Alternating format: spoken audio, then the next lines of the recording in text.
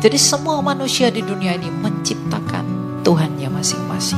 Shalom sahabat-sahabat yang dikasihi Tuhan. Di tengah kebingungan zaman dan kaburnya kebenaran, Tuhan membangkitkan suara yang berani. Inilah khotbah dari Elia Miron, seorang apologet Kristen yang menyuarakan firman dengan tegas, jujur, dan tanpa kompromi. Dengarkan, dan biarkan imanmu diguncang untuk kembali teguh. Ini adalah ibadah saya pertama di tempat ini dan saya bersyukur Tuhan mengizinkan kita bertemu. Dan kita akan belajar firman Tuhan dari Injilnya Kristus yang dituliskan oleh Rasul Matius. Pasal yang ke-11 ayat yang ke-28 sampai yang ke-30. Ini judul perikop di Injil Matius adalah ajakan juru selamat. Dikatakan demikian, marilah kepadaku semua yang letih lesu dan berbeban berat, aku akan memberikan kelegaan kepadamu. Pikullah kuk yang kupasang dan belajarlah dariku, karena aku lemah lembut dan rendah hati. Dan jiwamu akan mendapat kelegaan, sebab kuk yang kupasang itu menyenangkan dan bebanku pun ringan. Ayat 29 yang jadi fokus kita. Pikullah kuk yang kupasang dan belajarlah dariku, karena aku lemah lembut dan rendah hati, dan jiwamu akan mendapatkan kelegaan. Tuhan dalam iman Kristen bukan Tuhan yang ribet. Tuhan dalam kekristenan adalah Tuhan yang sangat sederhana, yang dalam kesederhanaannya pun kita manusia tak sanggup membayangkannya. Adakah manusia di bumi ini ketika ditanya, di manakah engkau melahirkan? Aku hanya melahirkan di rumah gubukku yang kecil. Atau ketika saya dilahirkan di tempat yang sangat kecil. Di sebuah perkampungan yang tak ada apa-apa. Tapi ketika kita menanyakan kepada Kristus, wahai Kristus, di manakah engkau dilahirkan? Di sebuah kandang. Di manakah engkau menginjakkan kakimu pertama sekali ketika engkau datang dalam inkarnasimu, dalam maksudmu menyelamatkan kami? Di kandang domba. Adakah di sini yang pernah mendengar suatu kesaksian bahwa ada seorang ibu yang melahirkan di sebuah kandang? Tidak ada. Artinya apa? Ketika Tuhan datang ke dunia ini, Dia datang sebagai pribadi yang sangat sederhana. Pribadi yang begitu rendah hati dan pribadi yang begitu lemah lembut. Walaupun Dia yang kita tahu yang adalah yang menggenggam segala sesuatu, tapi ketika Ia datang ke dunia ini, Ia tak membawa apapun dalam kemuliaannya. Jadi Tuhan orang Kristen itu adalah Tuhan yang sangat sederhana, bukan Tuhan yang ribet. Makanya dalam ayat 30 dikata, sebab kuk yang kupasang. Kuk di sana itu adalah beban penafsiran hukum Taurat. Setiap rabi-rabi Yahudi selalu punya murid. Dan ketika muridnya ingin berkata kepada rabi itu, guru, aku ingin mengikut engkau. Kalau kamu mau mengikut aku, pikullah kuk yang kuberikan kepadamu. Kuk yang kuberikan kepadamu di sana adalah beban penafsiran hukum Taurat yang ada dari masing-masing guru itu. Dan Kristus berkata bahwa kuk yang kupasang itu menyenangkan dan bebanku pun ringan. Jadi Tuhan kita, Yesus Kristus ketika datang ke dunia ini menjadi pribadi yang rendah hati dan lemah lembut. Selain hal itu untuk diteladani, tetapi ada maksud lain dalam hal mengikut Dia sebagai teladan itu. Apa? Kelegaan jiwa. Kristus datang ke dunia ini memang berperkara dengan daging karena Ia dibungkus di dalam daging. Oleh karena itu ajakan juru selamat ini yang berkata bahwa datanglah kepadaku yang berbeban berat, belajarlah daripadaku karena aku lemah lembut dan rendah hati. Itu mengacu kepada apa? Mengacu kepada peperangan yang sejati di dunia ini demi suatu kelegaan jiwa yang kita peroleh daripada Dia. Nah, bagaimana kita melihat ucapan dari Kristus ketika Ia berkata, aku pribadi yang lemah lembut dan rendah hati, maka aku akan memberikan kelegaan kepadamu. Manusia di bumi ini, semua dari keturunan Adam, tidak mendapatkan kelegaan jiwa karena ia telah berpisah dari ketergantungannya akan Allah.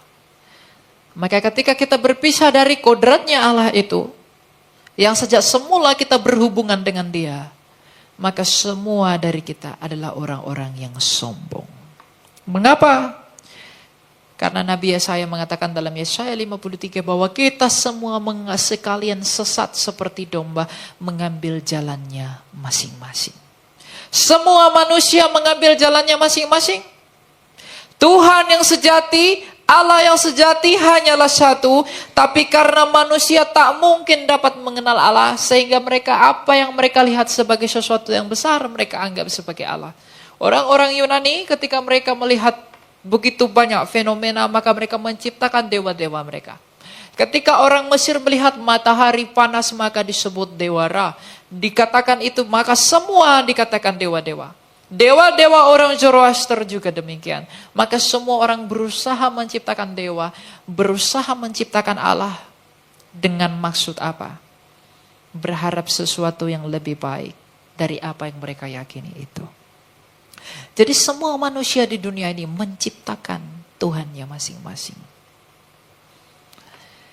Tetapi kekristenan, karena suatu kemustahilan bagi kita untuk mencari Allah, maka Allah itu yang datang mencari manusia. Bukan yang terhilang dapat mencari yang kehilangan, tapi yang kehilanganlah yang patut mencari yang terhilang. Dan Kristus itu berkata, Kristus yang sama berkata, aku datang untuk mencari domba-dombaku. Ketika ia mengatakan aku datang untuk mencari domba-dombaku, disinilah kerusakan, kehilangan, dan keterpisahan jiwa kita dengan Allah itu bertemu. Mengapa manusia mati? Apakah engkau tahu mengapa kau mati? Mengapa saya harus mati? Mengapa kita semua mati? Pada awalnya kita semua dengan Allah itu di Taman Eden.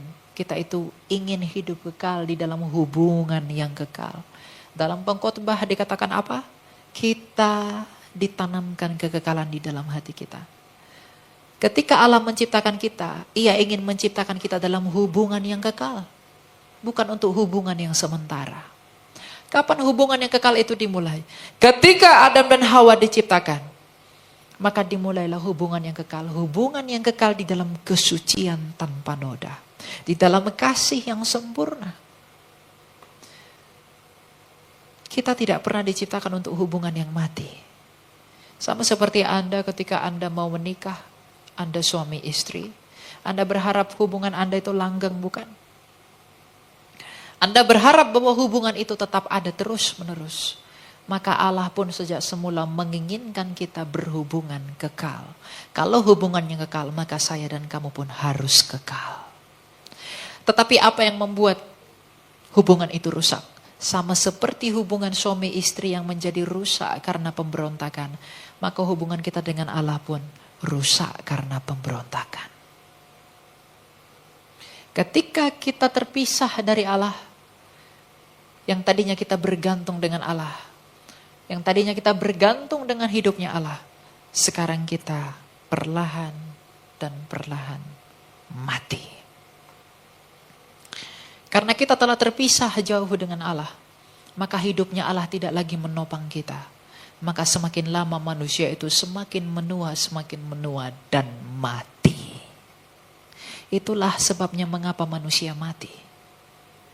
Manusia mati karena kita terputus dari Allah, karena kita terpisah dari Allah. Yang tadinya saya dan kamu diciptakan untuk tujuan yang kekal di langit bumi ini, tapi karena dosa yang ada pada kita, karena pemberontakan kita, maka hubungan itu tidak lagi suci. Maka Allah memisahkan dirinya dari kita. Maka semakin lama kita semakin mati. Maka benarlah yang diperkatakan Rasul Paulus dalam Roma 6 ayat 23.